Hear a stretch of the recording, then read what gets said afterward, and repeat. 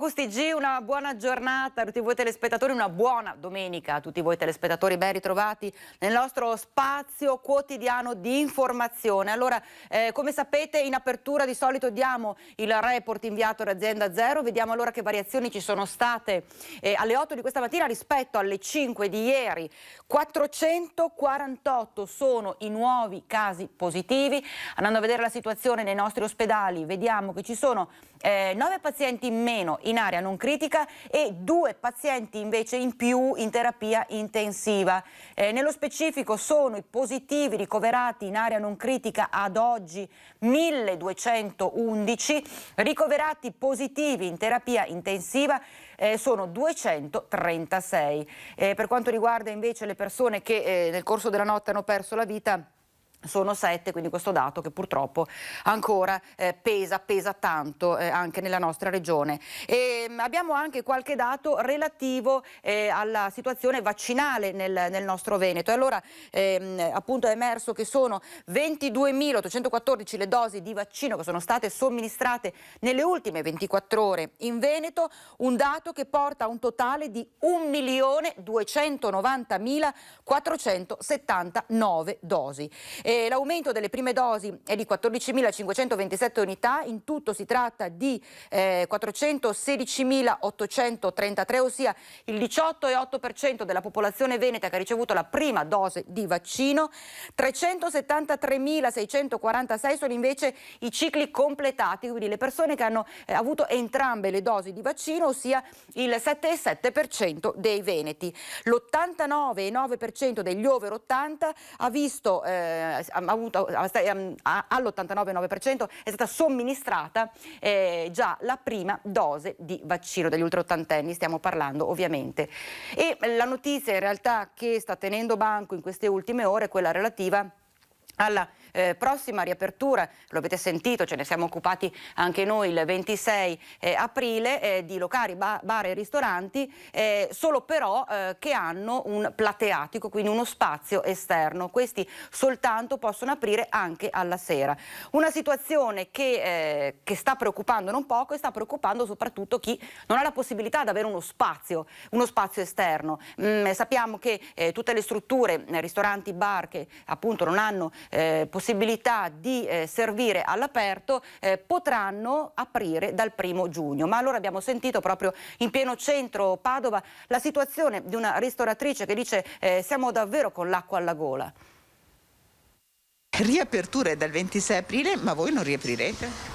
Diciamo che per noi di fatto non cambia niente, se non, anzi no, cambia qualcosa, che ci sarà un gran caos in più, perché le persone già stamattina ho visto che sono più spaesate che mai, nel senso che non capiscono cosa sta realmente succedendo, così come non lo capiamo neppure noi, a essere sinceri. Nessuna possibilità di plateatico per questo bistrò a ridosso della Basilica del Santo a Padova.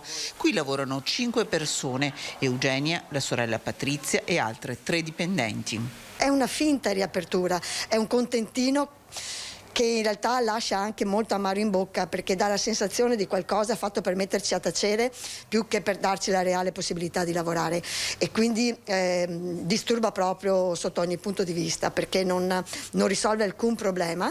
Dopodiché vediamo dall'altra parte che le regole, come sempre, non sono equilibrate, non sono equivalenti per tutti, quindi la solita Serie A e Serie B. Da un anno Eugenia e Patrizia tengono duro con la Sport, un investimento per tenere viva la speranza e sopperire a parte dei costi fissi pagati di tasca propria. Ascolti, quando ha sentito la conferenza stampa di Draghi, a lei cosa è venuto in mente? Dove posso mettere dei tavolini fuori? E certo che sì, però il problema è che nella posizione in cui mi trovo io, ad esempio, l'unico posto pubblico a cui potrei attingere è la strada, e non mi pare carino invitare i miei clienti in mezzo alla strada, oltre al fatto, adesso, al di là delle battute.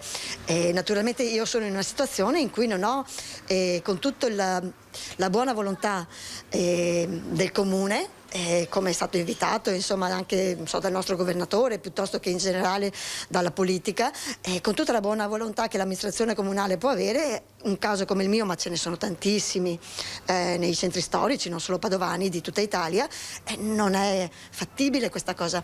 Quindi io sono di quelli che rimarrà al palo, per esempio, ma ripeto, nei centri storici italiani saremo in tanti a rimanere al palo. Si sta creando una situazione secondo me molto molto difficile, quasi pericolosa, voglio dire. E come appunto abbiamo sentito questa ristoratrice, molti altri, tantissimi altri ristoranti e bar che non hanno la possibilità di avere uno spazio esterno sono al palo, come ha detto Rubin, e meglio, molto meglio va per tutto quello che è il settore degli agriturismi, e intanto il Comune di Padova in qualche maniera cerca di venire incontro proprio a queste categorie. C'è chi sulla riapertura ci spera davvero, chi vive l'annuncio del governo quasi come una beffa. Dal 26 aprile le regioni in giallo rafforzato potranno aprire il servizio solo all'aperto. I primi a sorridere sono gli agriturismi, un popolo di un centinaio di aziende sparse nella provincia di Padova.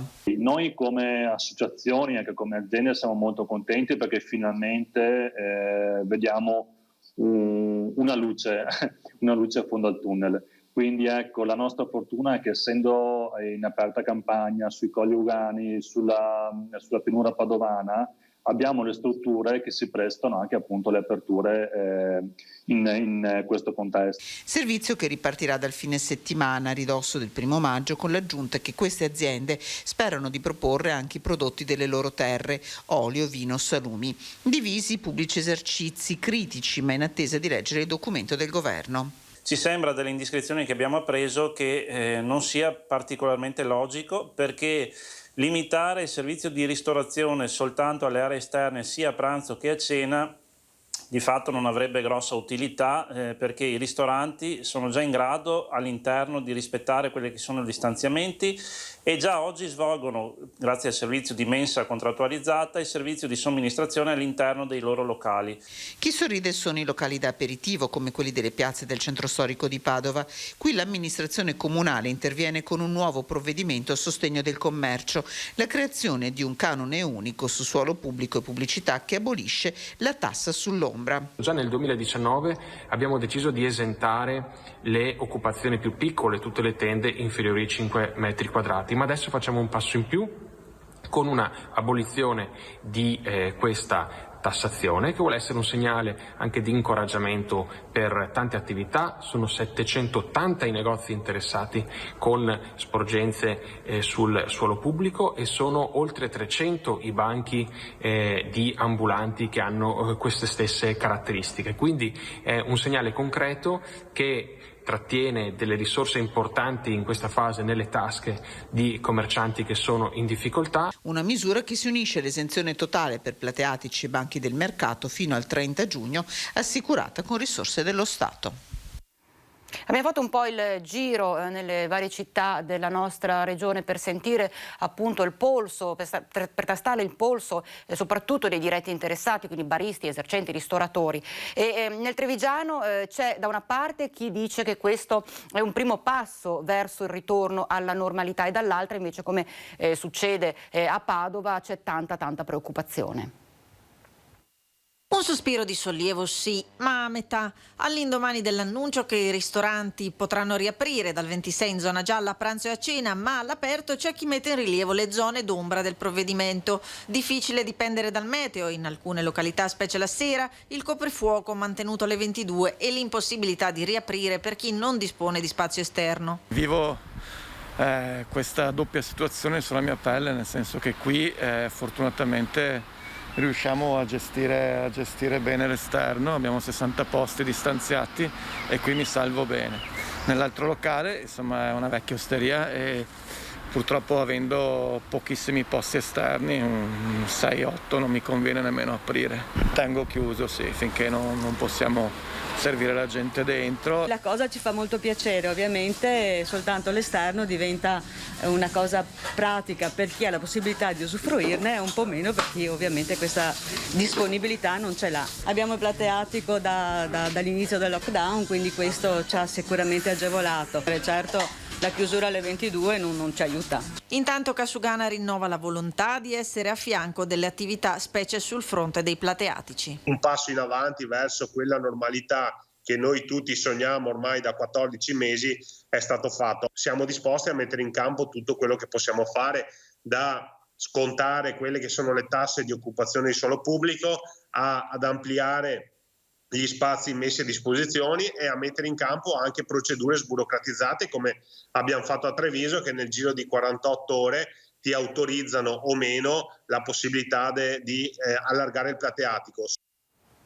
Adesso andiamo a Mestre, dove abbiamo riscontrato, se non l'entusiasmo, almeno l'ottimismo di alcuni ristoratori mestrini che dicono il fatto che possiamo servire anche la cena ai tavoli esterni, già questo insomma ci fa tirare un sospiro di sollievo. Diciamo che riaprire è già un successo piuttosto che restare chiusi. Vedremo esattamente come ci si dovrà comportare e cosa sortirà nei confronti delle persone. Uscire fuori per cena è un ricordo perso nelle nebbie di un'epoca remota e i ristoranti sono tra le categorie che hanno subito maggiormente le limitazioni previste per il contenimento della pandemia. Ecco forse perché, se non altro in centro a Mestre, chi ha a disposizione un plateatico, sebbene con posti inferiori rispetto all'interno, ha accolto non con salti di gioia ma di buon grado le direttive che scatteranno il 26 aprile. All'interno del suo locale, vicino a Piazza Ferretto, Stefano Ceolin ha messo dei palloncini a sostituzione dei clienti. I clienti veri si prepara ad accoglierli nel piccolo plateatico che ha di fronte. Vediamo, poi tutto sarà anche molto soggetto alle condizioni del tempo. Per mia esperienza, diciamo che se parliamo della cena, che peraltro sarà comunque limitata rimanendo il coprifuoco alle 10 di sera, in genere fino alla seconda metà di maggio le persone non usano cenare fuori. Una cosa è prendersi un aperitivo, altra cosa è sedersi per cenare. A fianco del Teatro Toniolo, Nicola Cernisone e il suo socio hanno aperto la propria attività in piena pandemia e non vedono l'ora di ripartire. Proviamoci, in tutta sicurezza. Proviamo ad aprire, a riaprire. La vostra attività sarà stata molto provata da queste chiusure forzate. Quanto potrete ancora resistere e quanto appunto sia importante questa riapertura? Allora, guardi, io con i miei soci abbiamo aperto il 1° gennaio di quest'anno. Abbiamo rischiato e sì, tutto quanto è messo in conto, però non potremo andare avanti tanto senza un po' di risorse. Una fortissima criticità per tutto il settore, come ci ha raccontato anche una barista di Bassano del Grappa, che tra l'altro ha voluto precisare anche alcune cose perché ha aderito, questa nostra telespettatrice ha aderito alla manifestazione ancora del 15 gennaio, Io apro, ricorderete diversi locali che hanno deciso di andare contro corrente e di tenere aperto ugualmente in segno di protesta. E lei dice: io ho tenuto aperto in segno di protesta per far capire al governo, soprattutto come hanno fatto tante altre persone, che siamo ridotti davvero allo stremo. Noi continuiamo a pagare tasse, continuiamo a pagare l'affitto e quant'altro, abbiamo cercato di mettere in sicurezza il nostro locale, la nostra area, però il governo non ci viene incontro, non abbiamo ricevuto nessun finanziamento, nessun supporto, niente di niente.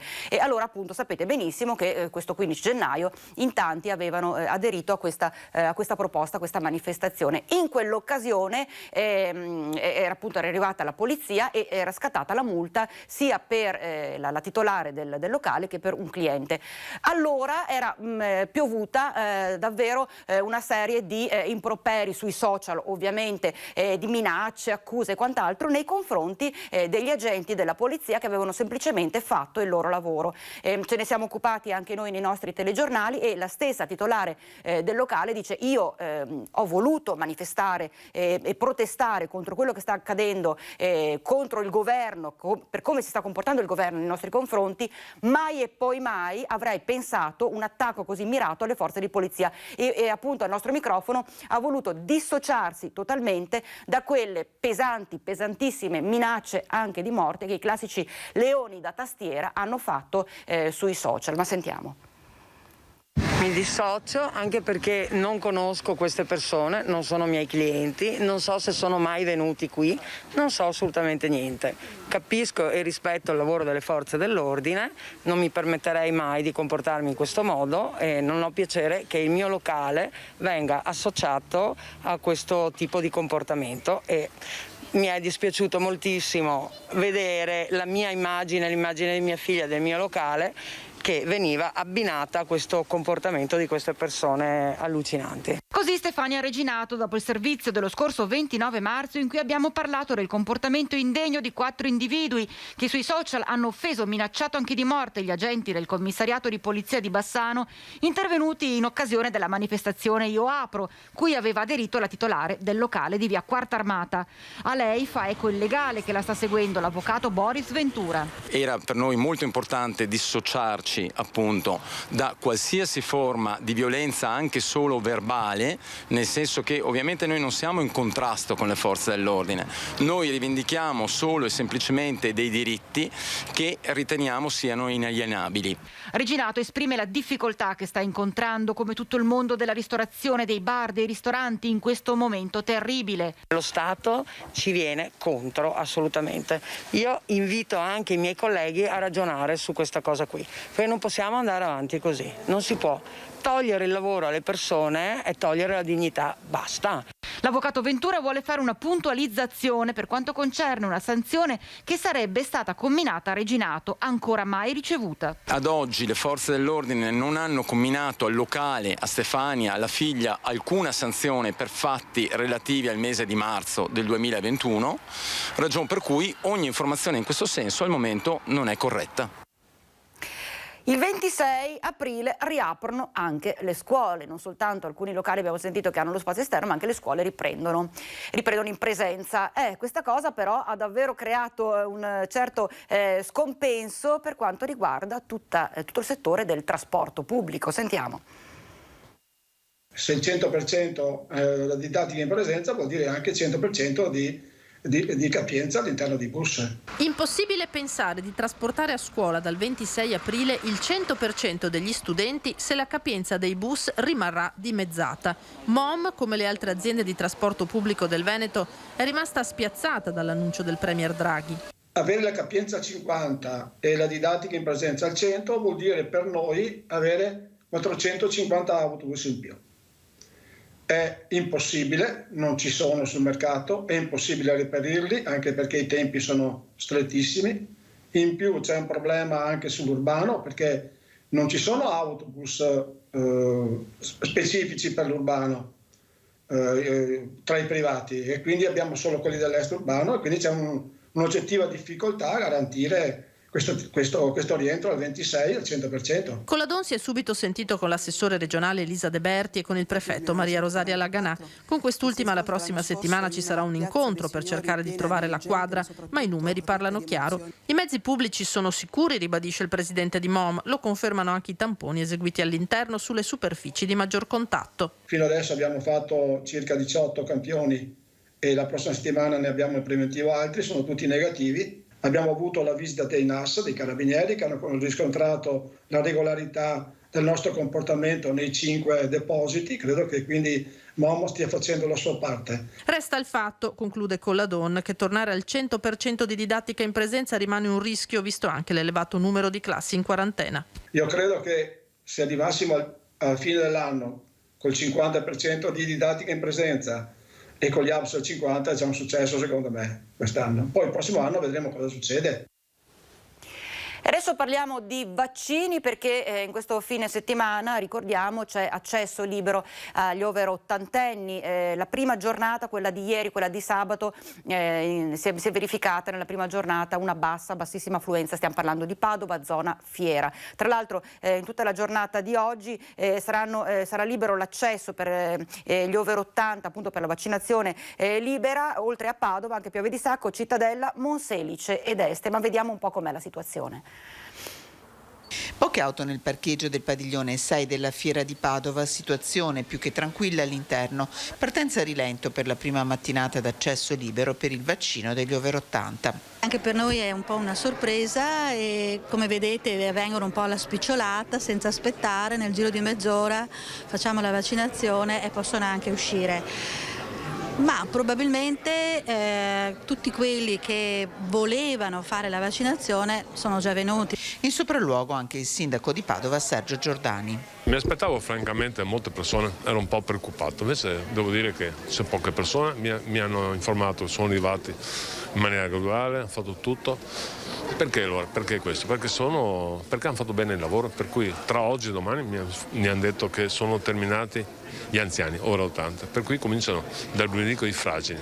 Pronti ad aprire anche il padiglione 8, conferma il primo cittadino che auspica che tutti si vaccinino. Intanto chi ha appena fatto l'iniezione è sollevato. Sono venuta così inaspettatamente, sono stati molto gentili, preparatissimi e ho fatto tutto. Grazie. Che vaccino ha fatto, signora? Il Pfizer. Accesso libero, sì. Sono arrivata, è stato molto veloce, molto gentili. Abbiamo fatto subito, saranno 10 minuti proprio. Che vaccinazione ha fatto la signora e sua mamma? Sì, la mia mamma è Pfizer. Pfizer perché ha un po' di patologie particolari. AstraZeneca. Sì, mi ha consigliato, visto che non ho tante patologie a mia età, insomma, lavoro ancora, faccio casa, tutto. E si è fidata? Sì, mi sono fidata. Questa sorridente signora di anni ne ha 87 e si è fidata. È infatti il vaccino AstraZeneca, quello proposto agli over 80 senza particolari patologie, vaccino di cui ancora molti non si fidano. C'è sempre qualcuno che non la vuole fare, eccetera, meno rispetto a una settimana fa. Ovviamente faccio fatica a capire questa modalità di pensare, perché insomma se siamo qua, siamo tutti medici, leggiamo gli studi, leggiamo le circolari, non è che noi facciamo del male alle persone, non è il nostro obiettivo quello di far male alle persone, è tutto fuorché questo. C'è una breve pausa, ci troviamo tra pochissimo.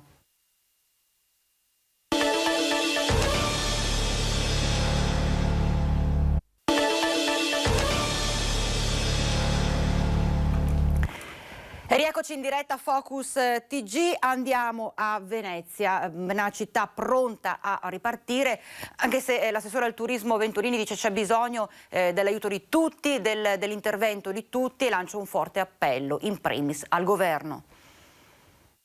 Venezia vuole ripartire con chiare indicazioni da parte del governo e con una grande capacità di comunicare al mondo la sua volontà di ripartenza. Da troppo tempo la città è in ginocchio e ora ha deciso di ripartire, ma serve un grande impegno anche da parte del governo, che deve fornire date certe per permettere di programmarsi. Due grandi eventi ci consentiranno di essere i primi in Italia a rimettere in moto il meccanismo turistico, e saranno sicuramente la Biennale e il Salone Nautico il 22 maggio e il 29 maggio. Intorno a questi due eventi Venezia prepara la stagione turistica. Ovviamente per partire bene servono indicazioni precise dal governo, protocolli chiari e definiti, dati in anticipo. È impensabile che si consideri il turismo come un interruttore, non basta premere un pulsante per pensare che tutto possa ripartire. Serve programmazione e serve comunicazione in anticipo, in modo che gli operatori possano prepararsi, gli albergatori possano fare la formazione del personale, possono chiamare il personale, i ristoratori possono fare gli ordini, si possa organizzare la macchina turistica. E così anche per il settore della crocieristica.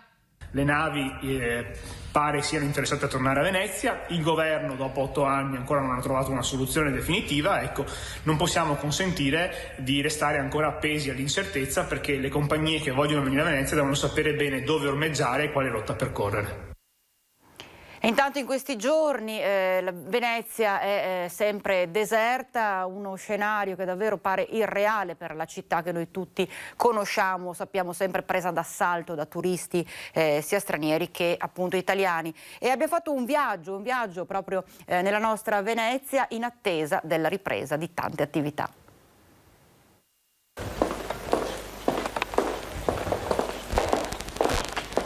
Il ticchettio dei nostri passi tra le cale di Venezia risuona e rimbomba come un eco sordo.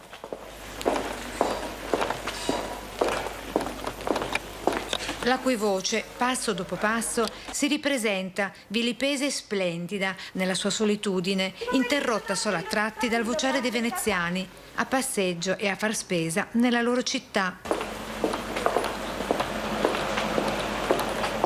È mezzogiorno. Accanto a noi le saracinesche abbassate di molti negozi e altre alzate, ma con l'ingresso chiuso. Tra le vetrine del centro impazzano inaspettati sconti che sembra facciano a gara a chi offre di più. È la crisi di astinenza, di libertà. Io poi lavoro nel mondo del turismo, assolutamente Venezia così vuota è una tristezza assoluta.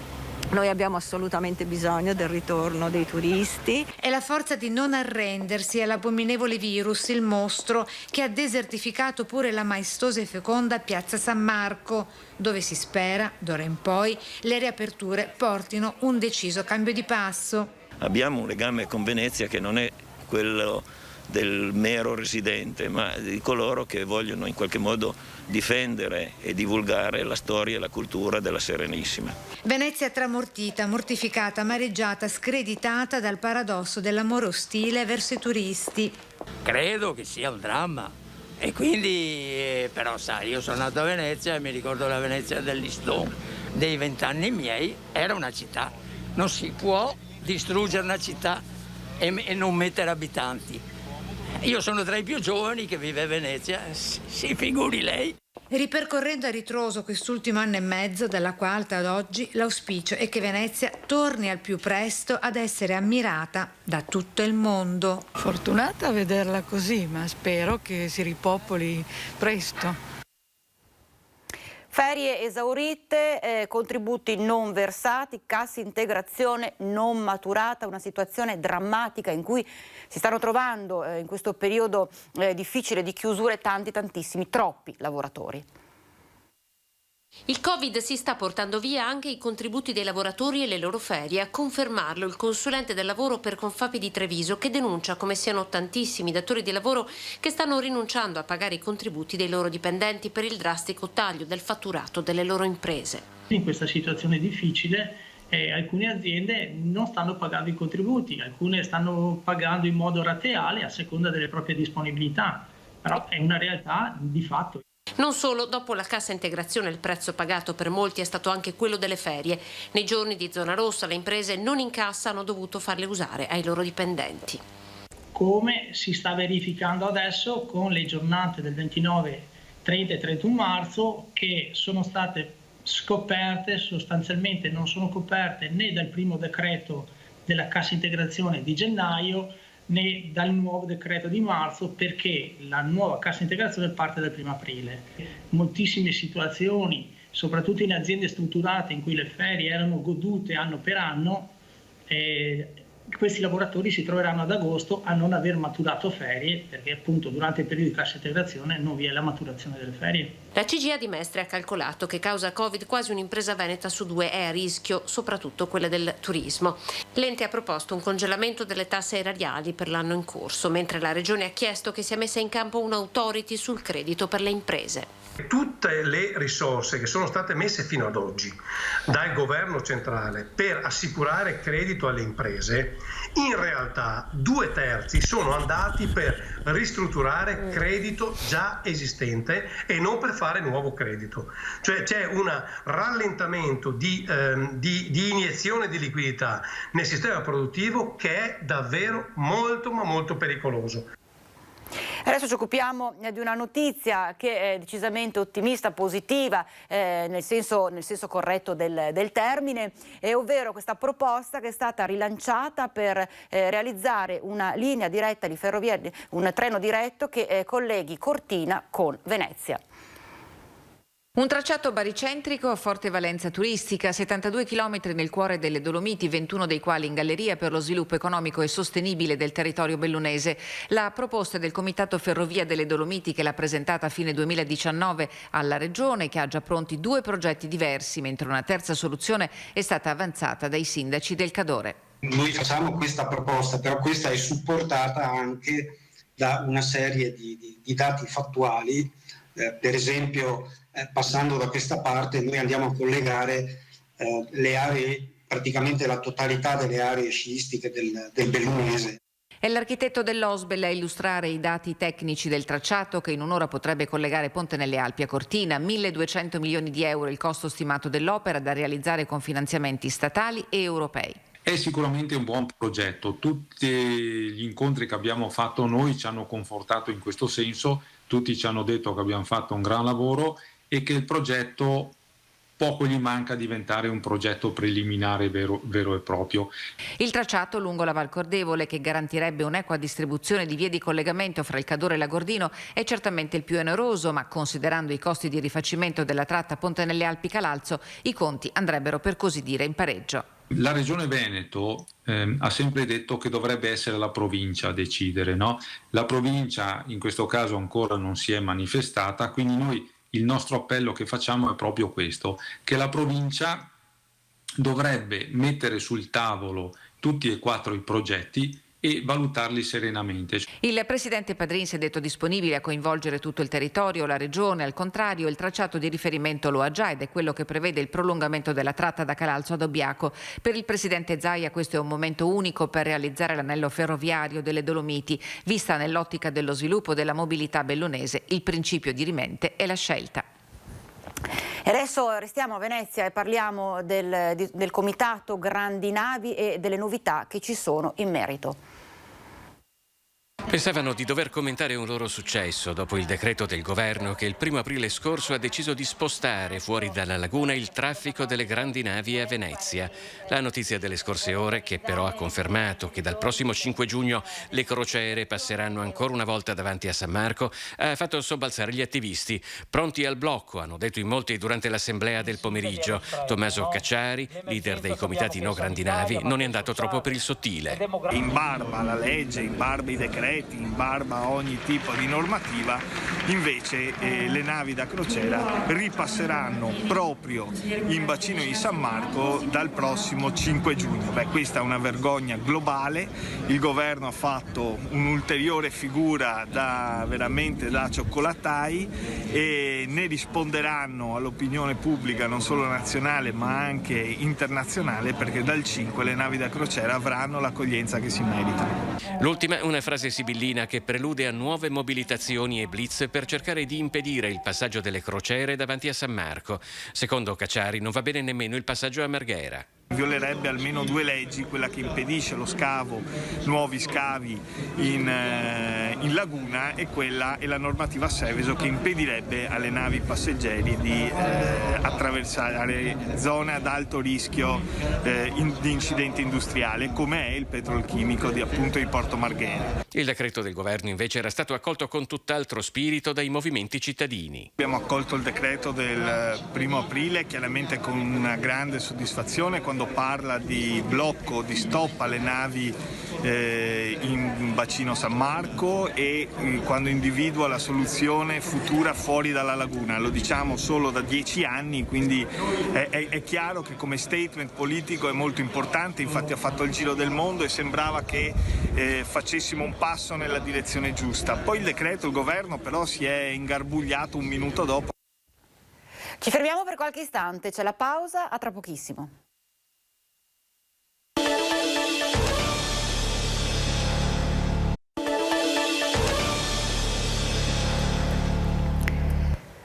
Ben ritrovati, siamo ancora in diretta, lavori pubblici in corso, andiamo a Curtarolo, siamo nel Padovano e ci occupiamo del ponte sul Brenta. Siamo in attesa dell'ultima parte dell'iter amministrativo, quindi la parte finale dell'iter che porterà proprio finalmente allo sblocco del cantiere e all'inizio dei lavori per quel che riguarda il ponte di Curtarolo, che è un'opera fondamentale per tutta l'Alta Padovana e anche per la città di Padova. Speriamo a breve di poter dare la notizia anche dell'inizio dei lavori.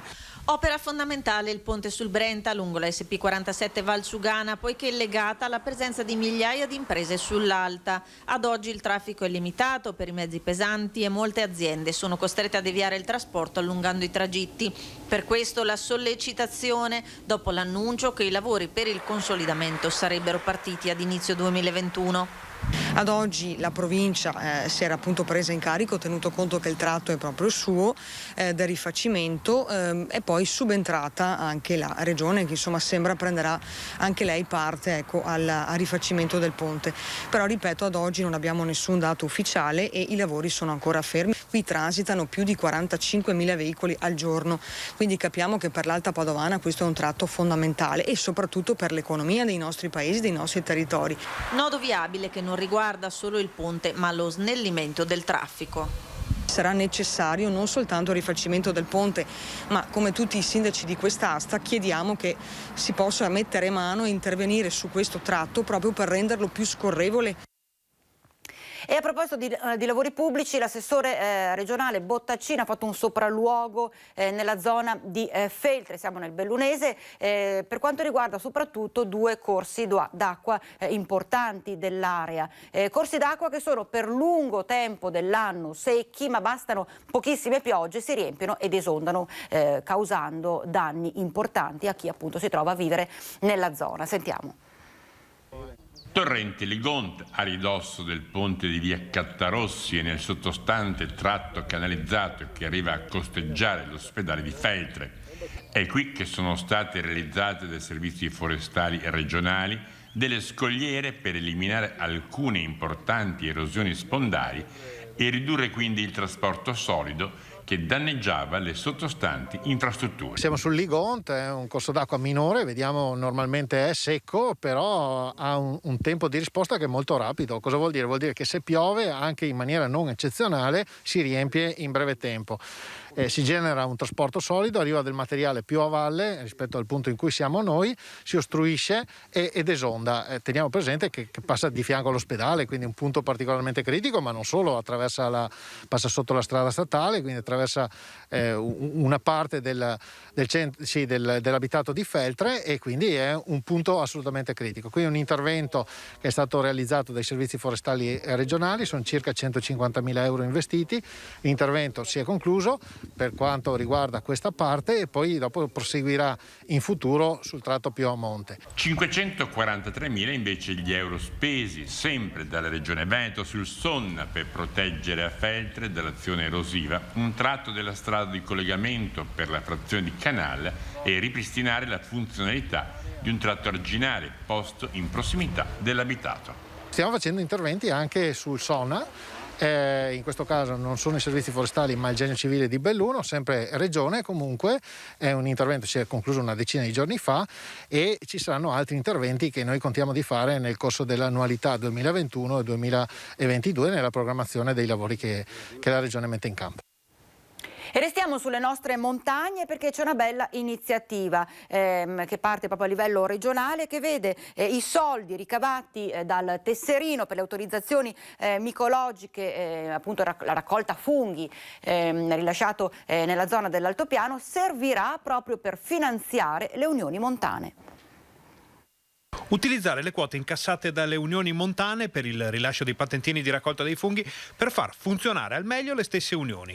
E questo è il ragionamento alla base del progetto di legge presentato in Consiglio regionale del Veneto. Attualmente solamente il 30% può essere utilizzato per le spese correnti delle unioni montane e il resto per il mantenimento del patrimonio boschivo. Oggi noi, dando maggiore autonomia alle unioni montane, avranno la possibilità di anno in anno di decidere come utilizzare questi soldi, quindi quanti soldi investire sul patrimonio boschivo e quanto invece utilizzare per il mantenimento della struttura. Si va a risolvere così un grave problema per le amministrazioni di montagna che a causa delle restrizioni degli ultimi anni avevano sempre più problemi a gestire le funzioni delle unioni montane. La montagna vicentina ha bisogno di grandi investimenti, perché la montagna vicentina è una montagna che ha grandi possibilità di crescita, grandi possibilità di investimento e soprattutto dobbiamo dare la possibilità agli enti locali e in questo caso l'Unione Montana di poter spendere al meglio le risorse ovviamente che hanno in cassa. E adesso invece ci occupiamo delle prossime 2 festività, 25 aprile, 1 maggio, sono ormai alle porte. Abbiamo chiesto un po' alla gente come vivrà, vivrà queste 2 giornate particolari di festa, sapendo tra l'altro che si è a ridosso proprio delle ormai prossime aperture di tanti locali. 25 aprile e 1 maggio sono queste le 2 prossime festività che ci attendono in calendario, però effettivamente avremo la possibilità di festeggiare? Siamo venuti a chiederlo ai bassanesi. Io cerco di essere positiva, penso che farà qualcosa di meglio, dai, insomma, anche perché siamo tutti stanchi di queste situazioni qua. Ci conviene essere positivi, perché dopo qualcosa succederà. Si avvicinano le feste del 25 aprile, 1 maggio, insomma, come saranno? Diverse, un po' più liberi? Speriamo, io vorrei anche ricominciare a lavorare, sono 2 mesi che purtroppo... E avevo prenotato le ferie per quel weekend, ma niente, salterà. Quindi speriamo che siamo un po' più liberi e vediamo. Speriamo, perché sennò siamo tutti esauriti a questo punto, mio Dio. Speriamo, dai. Bisogna sperare, tanto la vita, se non te che non ha speranza, non si fa niente. Io starò a casa come sempre perché dove vuole che vada il 25.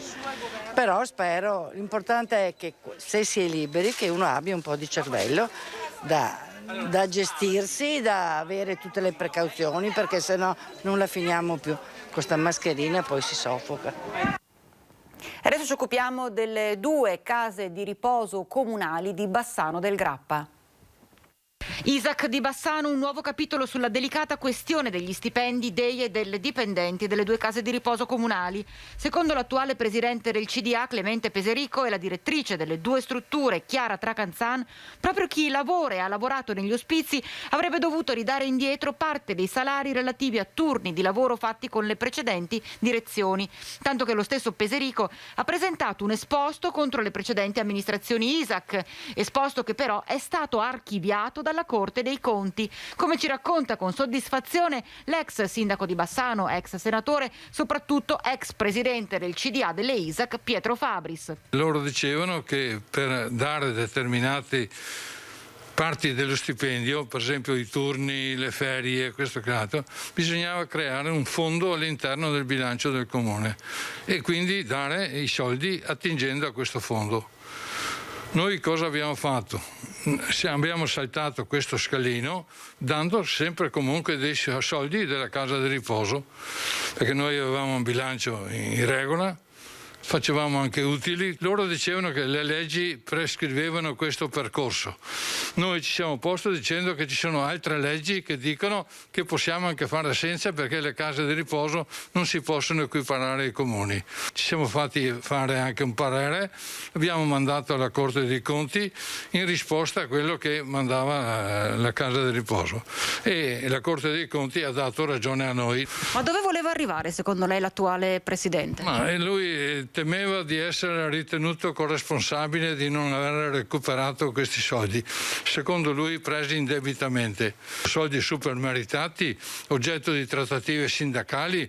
Siamo contenti che il buonsenso per fortuna esiste ancora e qualcuno ci ha dato ragione, insomma. Noi pensavamo che si dovesse costruire una grande famiglia. Questi qua pensano che la casa di riposo possa essere equiparata anche a un'azienda.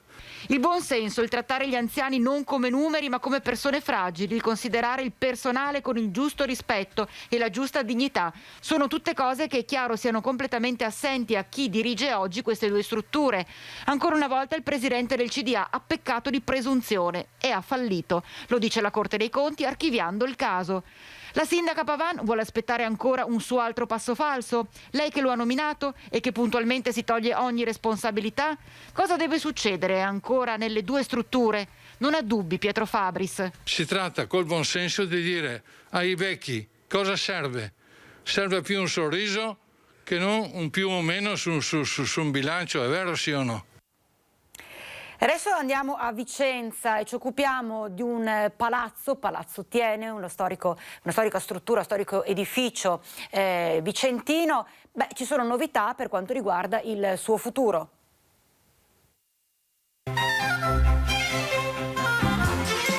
Palazzo Thiene da oggi ha un futuro. Ora si può guardare avanti, adesso si può sperare. Dopo anni di battaglie di Rete Veneta al fianco dei vicentini, finalmente c'è una luce. Il sindaco di Vicenza, Francesco Rucco, annuncia il gran passo.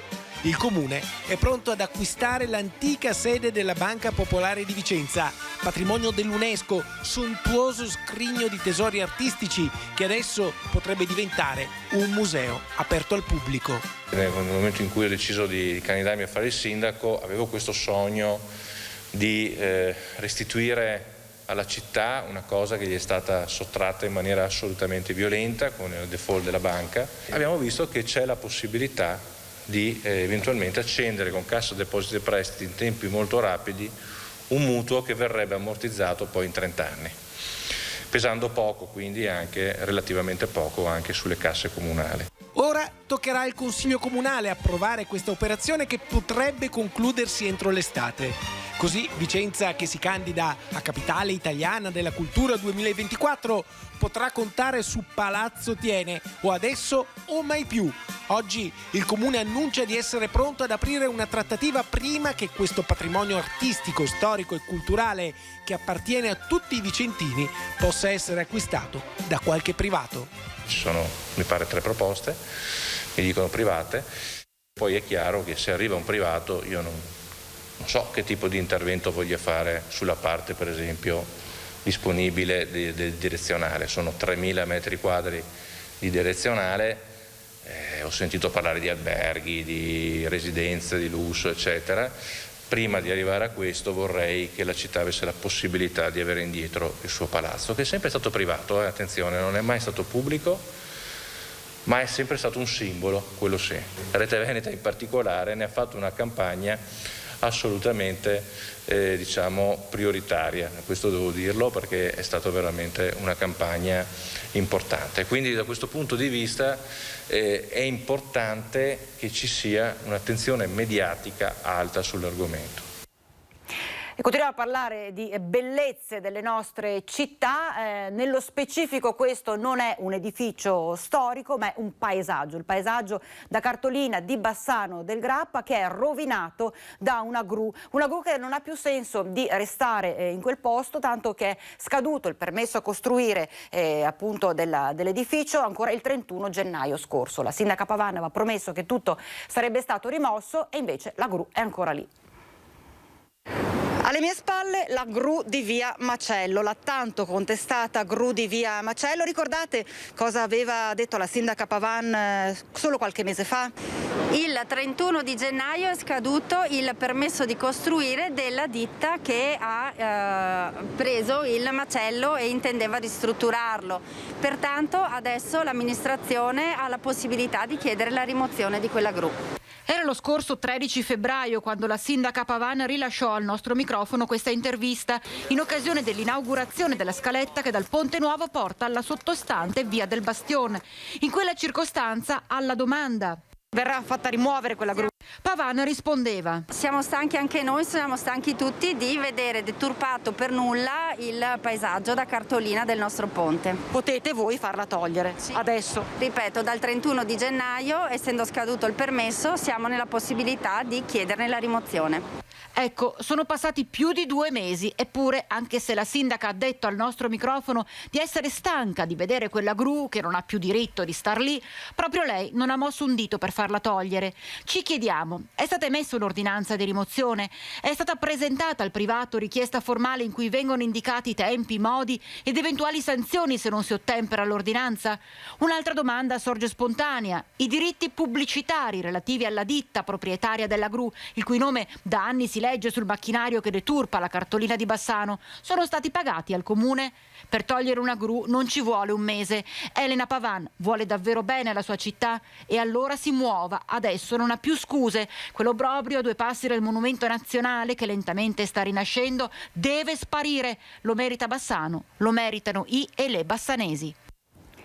Prima dei saluti parliamo della grande vittoria ieri sera delle Pantere dell'Imoco Volley che hanno sconfitto 3-2 le avversarie del Novara. Tra l'altro è stata una partita combattutissima proprio fino all'ultimo con una straordinaria Paola Egonu da record. Quindi gara 1 vinta dalle Pantere, adesso il 20 di aprile è in programma gara 2 in casa del Novara, quindi davvero un in bocca al lupo alle nostre splendide pantere dell'Imoco Conegliano. Questa era anche la nostra ultima notizia, vi do appuntamento alle 18:50 con TG Bassano, 19:15 TG Vicenza. Grazie per essere stati in nostra compagnia e un buon pomeriggio a tutti voi. Arrivederci.